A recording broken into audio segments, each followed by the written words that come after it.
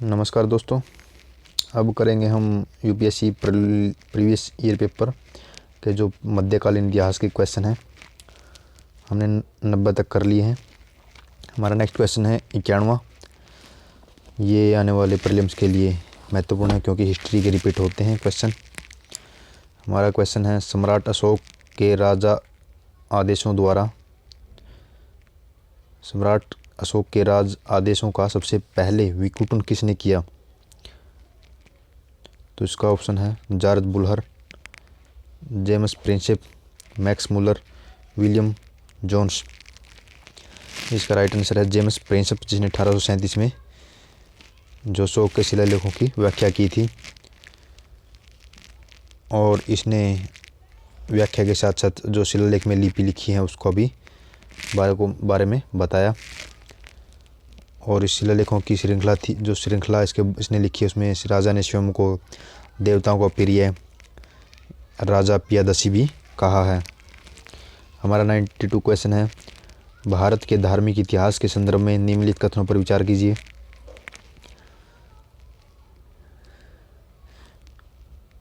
Option 1 Bodhisattva बौद्ध मत के हीनयान संप्रदाय की केंद्रीय संकल्पना थी।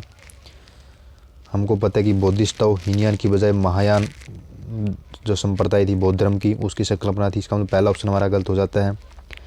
अगर इसको हम एलिमिनेट करते हैं तो ऑप्शन ए और ऑप्शन डी एलिमिनेट हो जाते हैं। दूसरा क्वेश्चन और दूसरा पॉइंट, बोधिसत्व अपने प्रबोध के मार्ग पर बढ़ता हुआ करुणामय है, जो कि राइट आंसर है। ऑप्शन सी, बोधिसत्व समेत सचेतन प्राणियों को अपने प्रबोध के मार्ग पर चलने में सहायता करने के लिए श्याम के निवारण की प्राप्ति विलंबित करता है। ये भी ऑप्शन सही है, तो इसका ऑप्शन राइट आंसर होगा बी, 2 और 3। बोधिसत्व बौद्ध मत के महायान संप्रदाय की केंद्रीय संकल्पना थी। हमने बताया बोधिसत्व का शाब्दिक अर्थ है बुद्धत्व की प्राप्ति। महान दया ने प्रेरित बोधिसत्व जनित सभी संवेदनशील प्राणियों के लाभ के लिए सहज इच्छा से बुद्धत्व प्राप्त करने वाले को बोधिसत्व माना गया। किसी व्यक्ति को केवल इस आधार पर बोधिसत्व नहीं कहा जा सकता कि वह भविष्य में बुद्धत्व को प्राप्त करेगा, बल्कि उसे सचेत रूप से इस मार्ग पर चलते हुए प्रयत्न करना होगा। इसलिए बोधिसत्व शब्द का प्रयोग गौतम बुद्ध के लिए किया गया जब उन्होंने बुद्धत्व की स्थिति प्राप्त नहीं की थी। यह शब्द उनके पूर्व जन्मों में उनके लिए किया गया। इस प्रकार बौद्ध धर्म की महायान शाखा में बोधिसत्व शब्द केंद्रीय भाव को व्यक्त करता है। हमारा नेक्स्ट क्वेश्चन है 93। अजंता और महाबलीपुरम के रूप में ज्ञात 2 ऐतिहासिक स्थानों में कौन सी बातें समान हैं? दोनों एक ही समय काल में निर्मित हुए, दोनों का एक ही धार्मिक संप्रदाय से संबंध है, दोनों में शिलाकृत स्मारक हैं।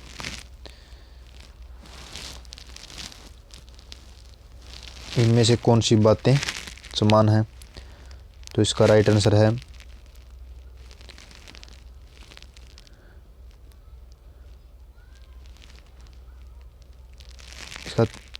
राइट आंसर केवल 3 सही है। दोनों शिलाकृत स्मारक हैं। इसका पहला ऑप्शन और दूसरा ऑप्शन गलत है। दोनों का निर्माण एक ही काल में नहीं हुआ, क्योंकि अजंता की गुफाओं का निर्माण 2री शताब्दी ईसा पूर्व से 5वीं शताब्दी ईस्वी तक हुआ और महाबलीपुरम हिंदू मंदिर का निर्माण 7वीं से 8वीं शताब्दी के दौरान पल्लव नरेशों द्वारा किया गया। दोनों एक ही संप्रदाय से धार्मिक संप्रदाय से संबंधित नहीं है, क्योंकि अजंता बौद्ध गुफाएं हैं और महाबलीपुरम हिंदू धर्म से संबंधित है। अगर आप इसमें कॉमन सेंस लगाते हैं तो हमको पता है कि अजंता बौद्ध धर्म से संबंधित है और महाबलीपुरम मंदिर है जो कि हिंदू धर्म से संबंधित है। इसका राइट आंसर होगा बी, यानी ओनली 3 सही है। दोनों शिलाकृत स्मारक हैं। मध्यकालीन भारत के आर्थिक इतिहास के संदर्भ में अर्घट्टा किसे निरूपित करता है? जो अर्घट्टा शब्द है वो किसे निरूपित करता है? बंधुआ मजदूर को, सैन्य अधिकारियों को दी गई भूमि अनुदान, भूमि की सिंचाई के लिए प्रयुक्त जल चक्र और कृषि भूमि में बदली गई बंजर भूमि। तो इसका राइट आंसर है अर्घट्टा, ऑप्शन सी, भूमि की सिंचाई के लिए प्रयुक्त जल चक्र। 95। भारत के सांस्कृतिक इतिहास के संदर्भ में इतिवृत्तों, राजवंशी इतिहास और वीर गाथाओं को कंठस्थ करना निम्नलिखित में से किसका व्यवसाय था? ऑप्शन ए श्रमण, परिवारजक, अग्रग्राहिक, अग्रहारिक और डी मगध। तो इसका राइट आंसर है मगध। अगर हम देखें मगध और सुताज का व्यवसाय या भारत के सांस्कृतिक इतिहास के संदर्भ में इतिवृत्तियों, राजवंशी इतिहासों और वीर गाथाओं को कंठस्थ करना।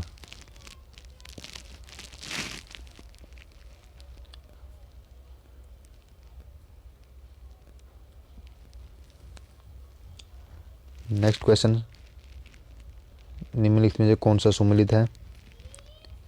इस साइड पर्सी स्थान दिए हुए हैं और इस साइड क्षेत्र दिए हुए हैं। बोध गया, बुंदेलखंड, खजुराहो,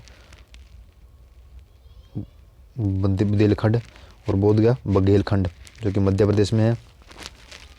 शिरडी, विदर्भ, नासिक, मालवा, तिरुपति, रायसीमा। तो इसमें केवल 2 और 5 ही सही सुमेलित हैं। खजुराहो बुंदेलखंड में स्थित है और तिरुपति रायसीमा में स्थित है। बाकी बोध गया ये बघेल की गढ़ की बजाय बिहार में स्थित है और शिरडी भी विदर्भ में स्थित नहीं है और नासिक महाराष्ट्र में न कि मालवा में। हमारा नेक्स्ट क्वेश्चन है 97वां, मध्यकालीन भारत के सांस्कृतिक इतिहास के संदर्भ में निम्नलिखित कथनों पर विचार कीजिए। तमिल क्षेत्र से सिद्ध अकेश्वरवादी थे तथा मूर्ति पूजा की निंदा करते थे। कन्नड़ क्षेत्र के लिंगायत पुनर्जन्म के सिद्धांत पर प्रश्न चिन्ह लगाते थे और जातीय अधिक्रम को स्वीकार करते थे। तो इसके दोनों कथन सही हैं। तमिल क्षेत्र के सिद्ध थे वो एक ईश्वरवादी थे और मूर्ति पूजा की निंदा करते थे, और जो कन्नड़ क्षेत्र के लिंगायत पुनर्जन्म के सिद्धांत पर प्रश्न चिन्ह लगाते थे और जातीय अधिक्रम को स्वीकार करते थे। हमारा 98 क्वेश्चन है, विजयनगर के शासक कृष्णदेव की कराधान व्यवस्था से संबंधित निम्नलिखित कथनों पर विचार कीजिए। भूमि की गुणवत्ता के आधार पर भू राजस्व की दर नियत होती थी। कारखानों के निजी स्वामी एक औद्योगिक कर देते थे। इसके दोनों कथन सही हैं क्योंकि जो कृष्णदेव थे वो भूमि की गुणवत्ता के आधार पर भू राजस्व की दर नियत करते थे और कारखानों पर एक निजी स्वामी औद्योगिक कर लगाते थे। हमारा 99 क्वेश्चन है, भारत के सांस्कृतिक इतिहास के संदर्भ में निम्नलिखित कथनों पर विचार कीजिए। फतेहपुर सीकरी स्थित बुलंद दरवाज़ा तथा खानकाह के निर्माण में सफ़ेद संगमरमर का प्रयोग किया। लखनऊ स्थित बड़ा इमामबाड़ा और रूमी दरवाजे के निर्माण में लाल बलुआ पत्थर और संगमरमर का प्रयोग किया गया। इसमें से कौन सा कथन सही है? इसमें कथन 1 सही है लेकिन कथन 2 गलत है। अगर हम इसका सॉल्यूशन पढ़ें, अकबर ने जो बुलंद दरवाज़ा का निर्माण किया था 1601 में गुजरात विजय की स्मृति में, और यह आगरा से 53 किलोमीटर दूर फतेहपुर सीकरी नामक स्थान पर स्थित यह इमारत लाल बलुआ पत्थर से निर्मित हुई, जिसे सफ़ेद संगमरमर से सजाया गया। लेकिन अवध के नवाब आसफ उद्दौला ने 1784 में लखनऊ में बड़ा इमामबाड़ा का निर्माण कराया। इमामबाड़ा से कुछ ही दूरी के बाहर 18 मीटर ऊंची रूमी दरवाज़ा का निर्माण भी करवाया गया। इस इमारत में लाल बलुआ पत्थर की जगह ईंटों और चूने का प्रयोग किया गया। हमारा 100वां क्वेश्चन है, सुप्रसिद्ध चित्र बनी किस शैली का है? बूंदी शैली, जयपुर शैली, कांगड़ा शैली और किशनगढ़ शैली। तो इसका राइट आंसर है डी यानी किशनगढ़ शैली। निहाल चंद द्वारा चित्रित बनी ठनी का चित्र मारवाड़ के किशनगढ़ शैली का है। इसकी तुलना मोनालिसा से की जाती है। ऐसा माना जाता है कि ठनी बनी राजा सावंत की सौतेली माँ बैंकवाट जी की एक नौकरानी या दास लड़की थी। उसने साहित्य का अध्ययन किया और अनेक प्राकृतिक स्वभाव की कविताएं की रचना की उसने कृष्ण पर सुंदर गीत भी बनाए। हमारा 101वां क्वेश्चन है, मुगल काल के संदर्भ में जागीरदार और जमींदार के बीच क्या अंतर है। जागीरदार के पास न्यायिक पुलिस दायित्व के एवज में भूमि आवंटन का अधिकार होता था, जबकि जमींदारों के पास राजस्व अधिकार प्राप्त थे। उन पर राजस्व उगाही को छोड़कर अन्य कोई दायित्व पूरा करने की बाध्यता नहीं थी। दूसरा ऑप्शन, जागीरदारों को किए गए भूमि आवंटन वंशानुगत होते थे और जमींदारों के राजस्व अधिकार वंशानुगत नहीं होते थे। इनमें से दोनों कथन गलत हैं, क्योंकि इस मान्यता एक ट्रिक हमने पहले भी देखी थी। अगर क्वेश्चन में नकारात्मक भाव हो वो मान्यता गलत ही होता है। पहले ऑप्शन में इसमें लिखा है कि उन पर राजस्व उगाही को छोड़कर अन्य कोई दायित्व पूरा करने की बाध्यता नहीं थी, मतलब एक्सट्रीम भी है, मतलब सिर्फ राजस्व उगाही का दायित्व है, उसके ऊपर कोई अन्य दायित्व नहीं था, ये गलत है। दूसरा, जमींदार के राजस्व अधिकार वंशानुगत नहीं होते थे, ये भी गलत है, क्योंकि जमींदारों के जो अधिकार है वो वंशानुगत होते थे। तो इसके दोनों ऑप्शन गलत हैं। हमारा 102वां क्वेश्चन है, दिल्ली सल्तनत के राजस्व प्रशासन में राजस्व वसूली के प्रभारी को आमिल कहा जाता था। दिल्ली के सुल्तानों की एकता प्रणाली एक प्राचीन देशी संस्था थी। मीर बख्शी का पद दिल्ली के खिलजी सुल्तानों के शासनकाल में अस्तित्व में आया। देखो, इसका पहला केवल एक ऑप्शन ही सही है, क्योंकि जो राजस्व की वसूली करता था उसका प्रभारी आमिल कहलाता था। दूसरा क्या है, एकता व्यवस्था की शुरुआत भारत से बाहर फारस क्षेत्र और पश्चिम एशिया में हो चुकी थी, और भारत में मोहम्मद गोरी द्वारा कुतुबुद्दीन ऐबक को हांसी का क्षेत्र एकता के रूप में दिया था, पहला एकता था। इसके कुछ समय बाद मोहम्मद गोरी द्वारा सिंध का क्षेत्र एकता के रूप में नसीरुद्दीन बादशाह को दिया गया, लेकिन प्रशासन रूप से एकता की स्थापना इल्तुतमिश द्वारा की गई थी। मतलब जो एकता प्रथा थी वो स्वदेशी ना होकर एक विदेशी प्रथा थी।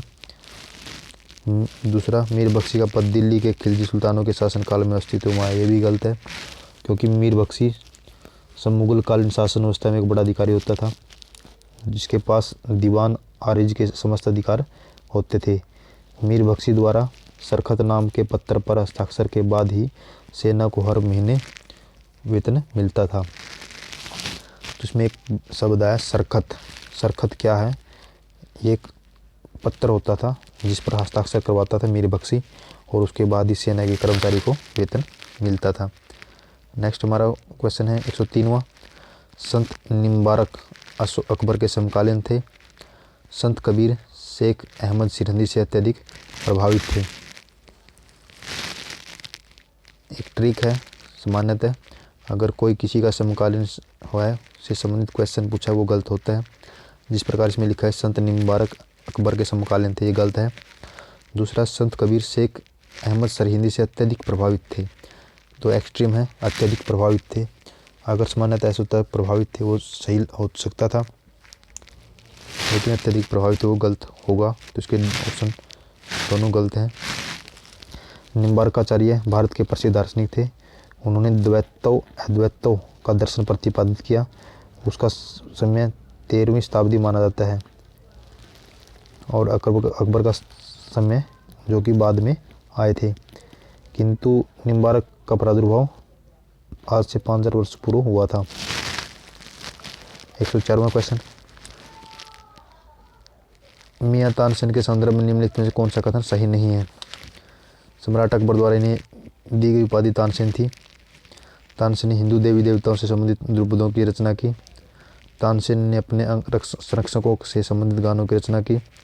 तानसेन ने अनेक रागों की मौलिक रचना की। हमको पता है कि मीन तानसेन को तानसेन की उपाधि अकबर द्वारा नहीं दी गई थी, तो इसका पहला अवसर ही गलत हो जाता है। हमको पता है कि तानसेन मुगल सम्राट अकबर के दरबार में नवरत्नों में से एक था। तानसेन का जन्म ग्वालियर में मुकुंद मिश्रा के पुत्र के रूप में हुआ था, जो एक कवि थे। तानसेन ने पहले मेवाड़ के राजा रामचंद्र और फिर सम्राट अकबर के यहाँ दरबारी संगीतकार के रूप में कार्य किया। तानसेन को सम्राट अकबर द्वारा मियाँ का खिताब दिया गया और बाद में मियाँ तानसेन के रूप में जाने लगा। हमारा 105वां क्वेश्चन और लास्ट, इनमें से किस मुगल सम्राट ने सचित्र पांडुलिपि से ध्यान हटाकर चित्राधार और व्यक्ति रूप पर अधिक जोर दिया। हुमायूं, अकबर, जहांगीर और शाहजहां।